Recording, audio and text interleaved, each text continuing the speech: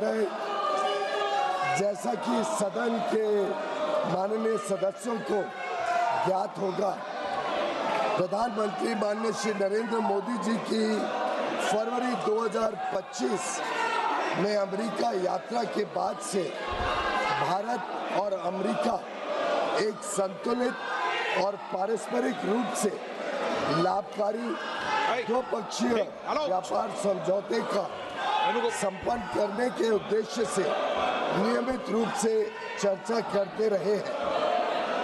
इसी को ध्यान में रखते हुए दोनों पक्ष के वार्ताकारों ने पिछले एक वर्ष में विभिन्न स्तरों पर गहन बातचीत की है।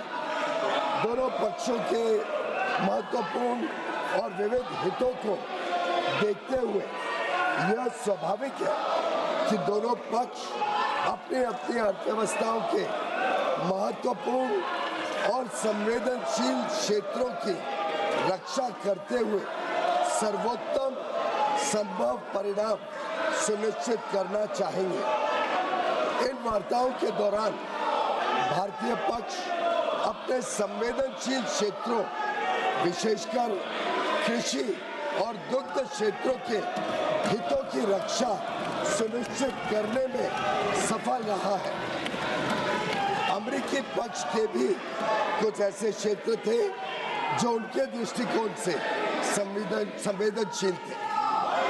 लगभग एक वर्ष तक चले कई दौर के विचार विमर्श के बाद दोनों वार्ताकार दल द्विपक्षीय व्यापार समझौते के कई क्षेत्रों को अंतिम रूप देने में सफल रहे।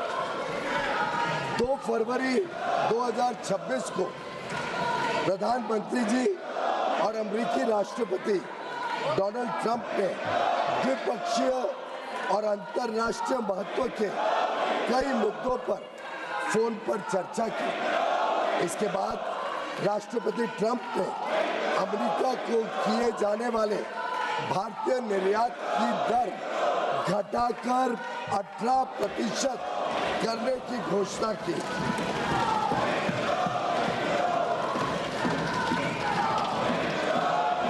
मैं इस बात पर जोर देना चाहता हूं कि यह अमेरिका द्वारा कई प्रतिस्पर्धी देशों पर लगाए गए टैरिफ से कम है, जिससे अमेरिकी बाजार में भारत की निर्यात प्रतिस्पर्धात्मकता में वृद्धि होगी। यह समझौता भारतीय निर्यातकों को विशेष रूप से श्रम प्रधान क्षेत्रों और विनिर्माण में महत्वपूर्ण तुलनात्मक लाभ भी प्रदान करता है। मैं इस सम्मानित सदन के समक्ष यह दोहराना चाहता हूं कि खाद्य और कृषि क्षेत्र में भारत की प्रमुख संवेदनशीलता का पूर्णतः ध्यान रखा गया है। साथ ही यह साझेदारी लघु और मध्यम उद्यमी, MSMEs, उद्यमियों, कुशल श्रमिकों और उद्योग के लिए नए अवसर खोलेगी। उन्नत प्रौद्योगिकियों तक पहुंच का सुगम बनाएगी और भारत के make in India for the world, design in India for the world और innovate in India for the world के दृष्टिकोण को साकार करने में सहायक होगी। यह ऐतिहासिक ढांचागत समझौता भारत अमेरिका संबंधों को मजबूत करने और विकसित भारत 2047 की दिशा में हमारी यात्रा को आगे बढ़ाने की दिशा में एक महत्वपूर्ण कदम है और यह दुनिया के 2 सबसे बड़े लोकतांत्रिक देशों के बीच मजबूत जुड़ाव को भी दर्शाता है, जो स्वाभाविक साझेदार है और साझा समृद्धि के लिए मिलकर काम कर रहे हैं। मैं माननीय सदस्यों को सूचित करना चाहता हूं कि आगे की कार्रवाई के संदर्भ में दोनों पक्ष व्यापार समझौते से संबंधित आवश्यक तकनीकी प्रक्रियाओं को पूरा करने और कागजी कार्रवाई को अंतिम रूप देने के लिए मिलकर काम करेंगे ताकि इसकी पूरी क्षमता का शीघ्रता से लाभ उठाया जा सके। समझौते की विस्तृत रूपरेखा इन प्रक्रियाओं के समापन के पश्चात तुरंत घोषित की जाएगी। माननीय सदस्यों को भारत के ऊर्जा स्रोतों से संबंधित उन मुद्दों की जानकारी होगी जो इस समझौते पर हुई चर्चाओं के दौरान उठाए गए हैं। मैं स्पष्ट करना चाहता हूं, जैसा कि सरकार ने कई बार सार्वजनिक रूप से कहा है कि 140 करोड़ भारतीयों की ऊर्जा आवश्यकताओं की सुरक्षा सुनिश्चित करना सरकार की सर्वोत्तम प्राथमिकता है।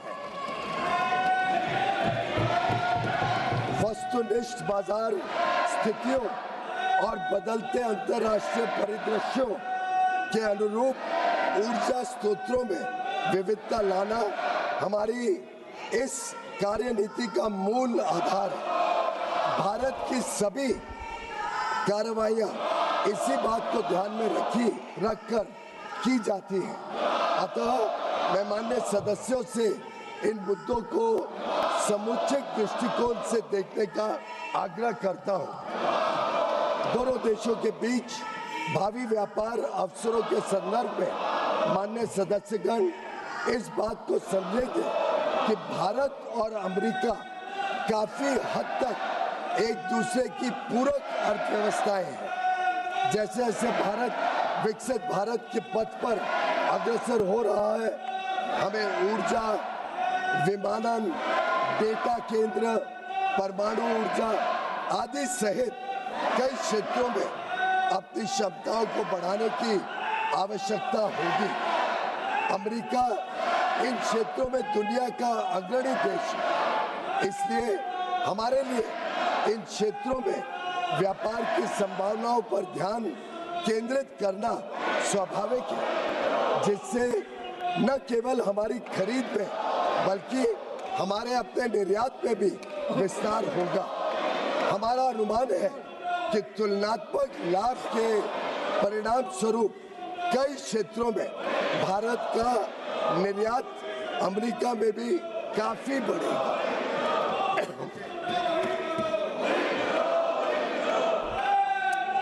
विश्व की सबसे बड़ी अर्थव्यवस्था के साथ यह ढांचागत समझौता जो आने वाले वर्षों में वैश्विक विकास और नवाचार को गति प्रदान करेगा, भारत की जनता एवं राष्ट्र के व्यापक हित में है और देश को बहुत लाभ देगा। यह विकसित भारत और आत्मनिर्भर भारत दोनों को सशक्त बनाता है। हम अपने देश के लिए माननीय प्रधानमंत्री जी के इस दृष्टिकोण को साकार करने की दिशा में निरंतर कार्य करते रहेंगे। धन्यवाद महोदय।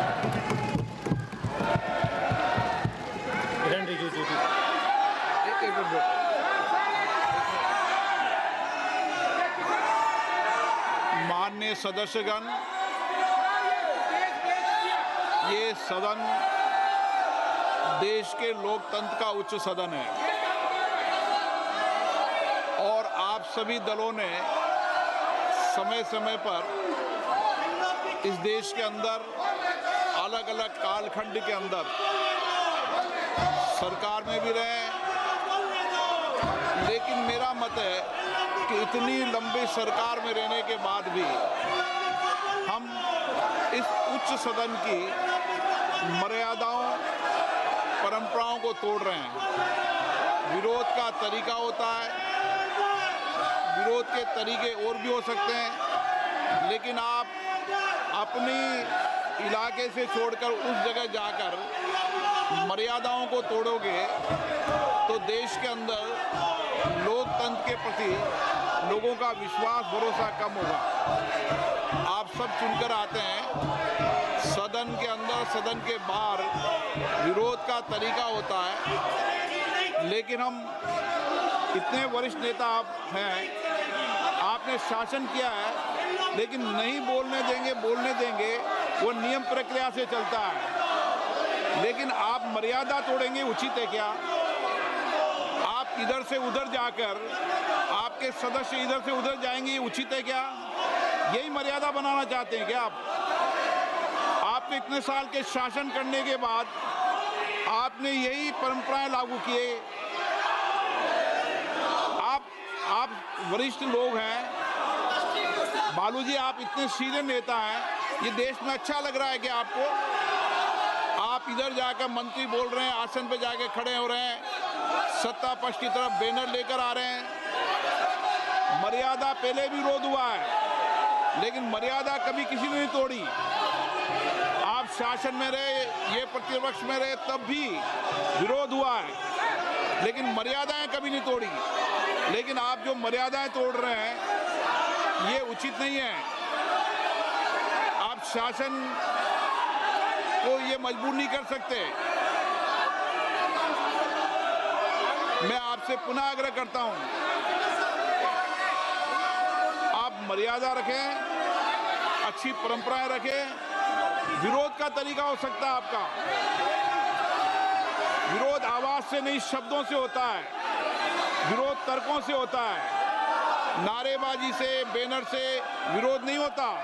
विरोध शब्दों, तर्कों से होता है, असहमति मुद्दों पर होती है। वैचारिक मतभेद हैं, वैचारिक मतभेद बोलना चाहिए, ये सदन वैचारिक मतभेदों के लिए बोलने के लिए। लेकिन ये तरीका ठीक है क्या? नो।